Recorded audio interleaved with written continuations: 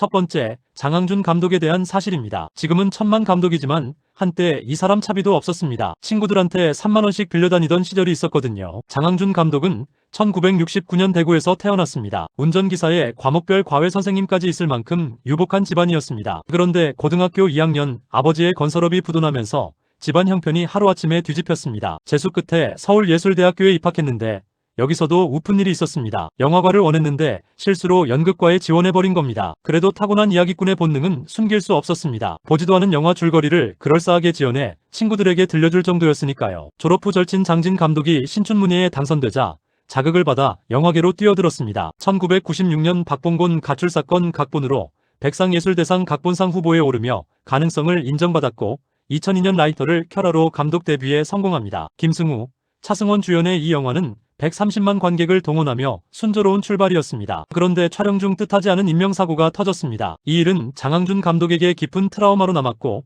이후 불어라, 봄바람, 전투의 매너를 연달아 내놨지만 모두 흥행에 실패했습니다. 결국 영화 연출에서 멀어진 그는 드라마, 극본을 쓰고 예능에 출연하며 살아갔습니다. 그 사이 아내 김은희 작가가 시그널, 킹덤을 연달아 터뜨리면서 장항준 감독은 어느새 스타 작가 아내를 둔 유쾌한 남편 캐릭터로 예능에 자리를 잡게 됩니다. 반지하에서 쌀 한 톨 없던 시절을 함께 버텨준 아내였습니다. 그 아내가 잘 되는 걸 보며 웃고 있었지만 영화만큼은 끝내놓지 못했습니다. 2017년 기억의 밤으로 9년 만에 연출에 복귀하며 그는 말했습니다. 제게는 영화가 고향 같은 곳이라고요. 그 고향으로 완전히 돌아오게 된 건 바로 이 작품 때문이었습니다. 두 번째, 영화 탄생에 대한 비화입니다. 왕과 사는 남자는 사실 장항준 감독이 처음부터 하겠다고 나선 작품이 아닙니다. 2019년 제작사 온다웍스가 기획하고 2020년 황성구 작가가 초고를 완성했는데 코로나19로 제작이 지연되면서 장항준 감독에게 시나리오가 넘어왔습니다. 처음에 감독은 손사래를 쳤습니다. 제작비 투자도 불확실하고 태어나서 한 번도 사극을 찍어본 적 없는 사람이 어떻게 하냐는 거였죠. 그런데 제작사 측이 끈질기게 설득했습니다. 그냥 20분만 조언해달라고 해서 갔다가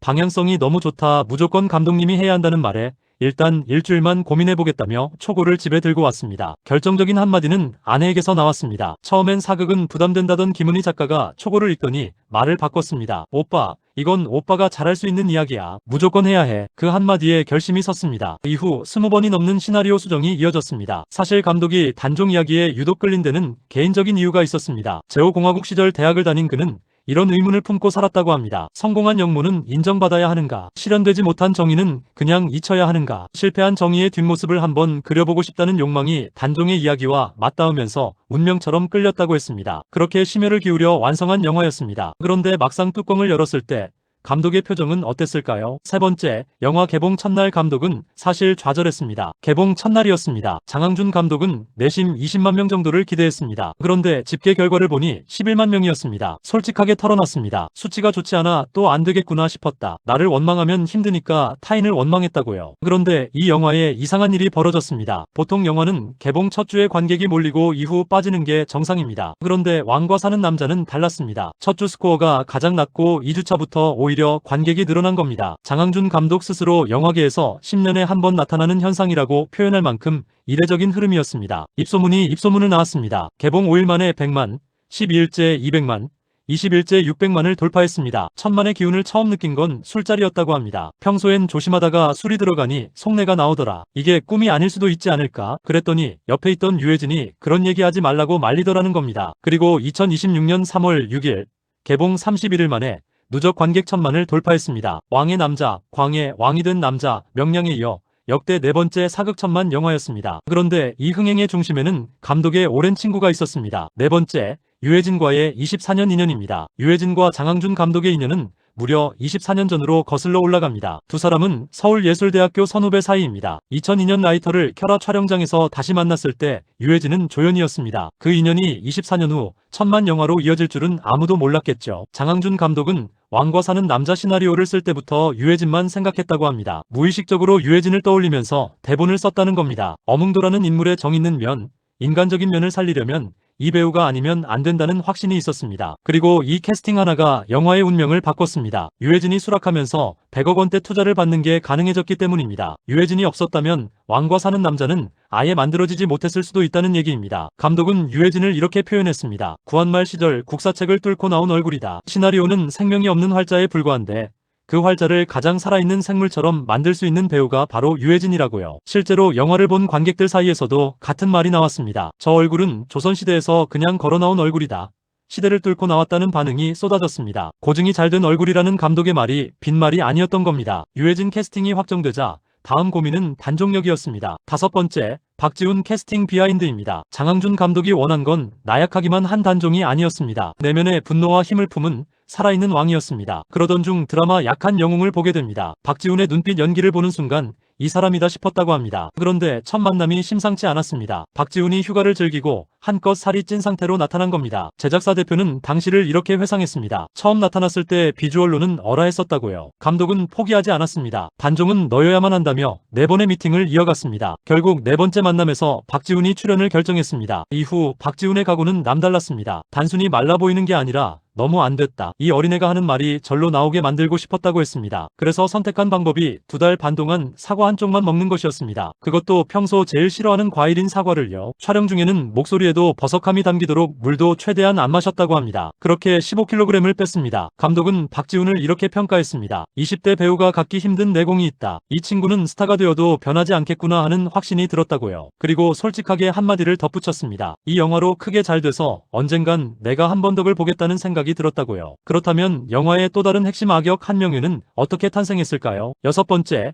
유지태 캐스팅 비하인드입니다. 우리가 알던 한명회는 왜소하고 톤이 높고 걸음걸이도 이상한 간신의 이미지였습니다. 그런데 장항준 감독은 사료를 뒤졌습니다. 실제 기록에는 이렇게 나와 있었습니다. 기골이 장대하고 얼굴이 수려해 모두가 우러러봤다. 무예가 출중했다. 감독은 생각했습니다. 우리가 알던 한명회의 이미지는 후대에 간신에 맞게 다시 만들어진 거라고요. 세조를 왕위에 앉힌 사람이 그렇게 가볍지는 않았을 거라는 겁니다. 그래서 떠올린 배우가 유지태와 마동석이었습니다. 유지태가 흔쾌히 수락했습니다. 유지태는 촬영 당시 드라마 비질란테의 조원 역을 위해 몸을 100kg까지 불린 상태 그대로 현장에 나타났습니다. 거기에 선한 눈매를 찢어져 보이게 테이핑하고 수염도 거칠게 다듬었습니다. 나지막하지만 우렁찬 목소리로 극을 압도했습니다. 결과는 어땠을까요? 실제로 함께 연기하던 배우들조차 유지태가 등장하면 위압감에 주눅이 들었다고 합니다. 관객들 사이에서도 유지태 등장할 때 압도감이 상당하다. 그 눈빛 최고 악역이라는 반응이 쏟아졌습니다. 흥행 이후에는 관객들의 분노가 너무 거세지자 유지태가 직접 나서서 죄송하게 됐습니다라고 하며 장난스러운 공개 사과 영상까지 올리는 해프닝도 있었습니다. 이렇게 강렬한 악역 옆에서 단종 곁을 지킨 궁녀는 어떤 인물이었을까요? 일곱 번째, 전미도와 김민 캐스팅 비하인드입니다. 전미도가 맡은 매화는 단종을 모시던 궁녀 6명을 한 명으로 압축한 가상의 인물입니다. 처음 시나리오에서 분량이 워낙 적어서 전미도가 과연 수락할지 감독 본인도 걱정이 앞섰다고 합니다. 그런데 전미도가 수락했습니다. 사실 전미도는 그동안 들어오는 시나리오마다 너무 잔인하고 격한 역할들 뿐이어서 계속 고사하던 중이었는데 왕과 사는 남자 이야기를 듣고 비중이 적어도 참여해야겠다는 마음이 들었다고 합니다. 이후 장항준 감독과 첫 대면 자리에서 무려 5시간에 걸쳐 대화를 나눴습니다. 그런데 나중에 전미도가 인터뷰에서 슬쩍 폭로했습니다. 그 5시간 중 절반 이상이 감독 본인 자랑이었다고요. 그 자랑 가득한 대화 속에서 상상이 추가되고 캐릭터가 살아나면서 매화의 분량이 점점 늘어났습니다. 감독은 작업하면서 너무 좋았다며 다음에 또 같이 할 기회가 있으면 좋겠다고 했습니다. 마지막으로 어몽도의 아들 태산 역의 김민 캐스팅에도 재밌는 이야기가 있었습니다. 장항준 감독은 처음부터 개량형 유해진 같은 느낌을 원했다고 합니다. 잘생긴 배우가 유해진의 아들로 나오면 공감이 안 된다는 거였죠. 그래서 배우 상견례 날 유해진이 김민을 처음 보자마자 한마디 했습니다. 네가 내 아들이구나. 이렇게 드림팀이 완성됐습니다. 그리고 이 팀이 촬영장에서 만들어낸 분위기는 정말 특별했습니다. 여덟 번째, 촬영 현장 미담입니다. 촬영 현장에서 장항준 감독의 미담이 하나둘 흘러나오기 시작했습니다. 장항준 감독의 촬영 현장에는 독특한 규칙이 하나 있었습니다. 식사 시간만큼은 감독이든 배우든 지위를 막론하고 무조건 선착순입니다. 컷을 외치자마자 본인이 제일 먼저 밥차로 달려간다는 건 현장에서 유명한 이야기입니다. 그리고 단역으로 출연한 배우 김용석은 촬영 중 감독과 모니터를 보러 이동하다 며칠 전 아기가 태어났다는 사실을 말씀드렸다고 합니다. 그러자 장항준 감독이 바로 말했습니다. 용서가 핸드폰 줘봐. 내 번호 알려줄 테니 집 주소 알려줘. 기저귀 보내줄게. 처음에 기저귀 엄청 많이 필요하거든. 당시 의상 안쪽에 핸드폰이 있어 번호를 드리지 못했는데 다음날 먼저 연락이 왔습니다. 용서가, 나 장항준이야. 집 주소하고 아기 쓰는 기저귀 종류 찍어줘. 그리고 기저귀 2박스가 집으로 배송됐습니다. 바쁜 촬영 중에 개인 번호까지 직접 알아내서 연락을 준 겁니다. 김용석은 SNS에 이렇게 썼습니다. 연기자로 살아오며 느꼈던 외로움. 아빠가 된 후 가장으로서의 부담감.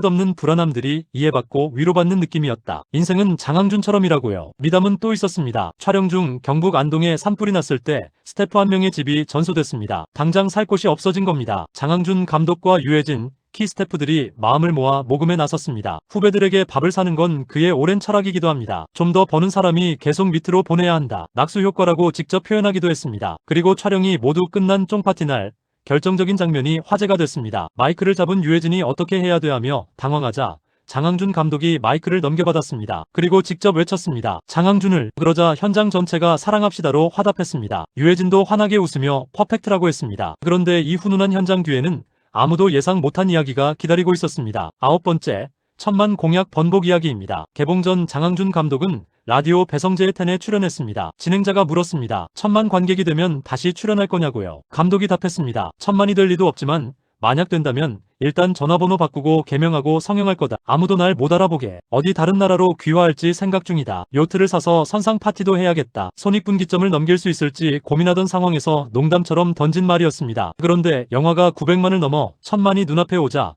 이 발언이 다시 소환됐습니다. 온라인에서는 장항준 감독 이러지도 저러지도 못하겠네. 1000만 영화 만들어드리자는 반응이 터져나왔고 성형외과 업계에서는 수천만 원대 광고비 제안까지 들어왔습니다. 결국 감독은 1000만을 코앞에 두고 같은 라디오에 다시 출연해 공약을 번복했습니다. 우리끼리 하는 말이지만 어떻게 그걸 다 지키고 사나. 웃자고 한 이야기였다. 투자사에서 대책회의까지 열었다더라며 난감한 상황을 전했습니다. 대신 3월 12일 서울 중구 서울신문사 광장에서 직접 나타나 시민들에게 음료를 나누고 감사 인사를 전했습니다. 1000만이 된 이후 일상도 달라졌습니다. 마스크를 써도 사람들이 알아봐서 전철 타기가 어렵다고 했습니다. 영화관에 가면 시선이 다른 데로 가니까 영화 보기도 힘들다며 너스레를 떨었습니다. 2천만은 어떠냐는 질문엔 단호했습니다. 그건 벌어져서도 안 되는 일이다. 우리 영화 뒤에도 다른 한국 영화들이 기다리고 있다. 어느 골목에 한 집만 번성하는 건 그 마을에 좋지 않다. 골고루 흥해야 한다. 나는 내 동료들도 행복했으면 좋겠다고 했습니다. 한편 영화가 1000만을 넘으면서 엉뚱한 곳에서도 난리가 났습니다. 10번째, 영화가 만들어낸 기적들입니다. 왕과 사는 남자를 보신 분들, 청량포 가고 싶지 않으신가요?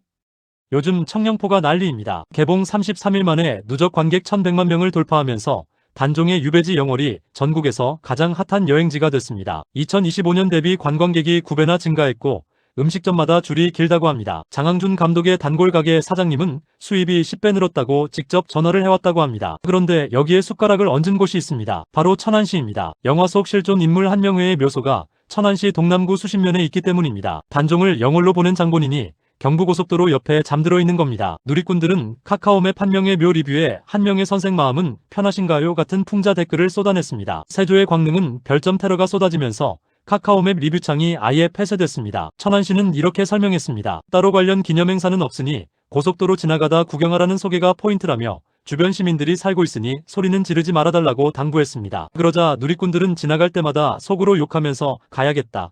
졸음쉼터라도 만들어 달라 용변이라도 보고 가겠다며 웃음으로 화답했습니다. 영화 한 편이 역사책도 바꿨습니다. 개봉 한 달 만에 조선왕조실록 관련 도서 판매량이 개봉 전보다 2.9배 늘었고 단종회사가 새로 출간되어 베스트셀러 순위에 오르기도 했습니다. 영화가 극장을 넘어 세상을 바꾸고 있었습니다. 장항준 감독은 1000만 돌파 소식을 들었을 때 이렇게 말했습니다. 한 번도 상상해 본 적 없는 상황이다. 좋은 일 뒤에는 반드시 무언가가 온다는 생각에 오히려 조심스러워진다고요. 데뷔 24년 만에 첫 1000만이었습니다. 흥행 실패와 긴 슬럼프, 김은희 남편으로 불리던 시절을 지나 마침내 본업으로 스포트라이트를 받은 순간이었습니다. 관객들은 이 영화를 보고 나와 이런 말을 남겼습니다. 관객으로 들어가 백성으로 나온다. 장항준 감독이 가장 인상적이었다고 직접 꼽은 후기였습니다. 역사 속 단종의 슬픔을 내 것으로 느끼고 나온 관객들의 마음이 담긴 한 문장이었습니다. 오늘 영상 재미있게 보셨나요? 여러분은 왕과 사는 남자를 보고 어떤 마음으로 극장을 나오셨나요? 댓글로 남겨주세요. 하루 한 가지 재밌는 소식, 좋아요, 구독 눌러주세요. 하루뉴스였습니다.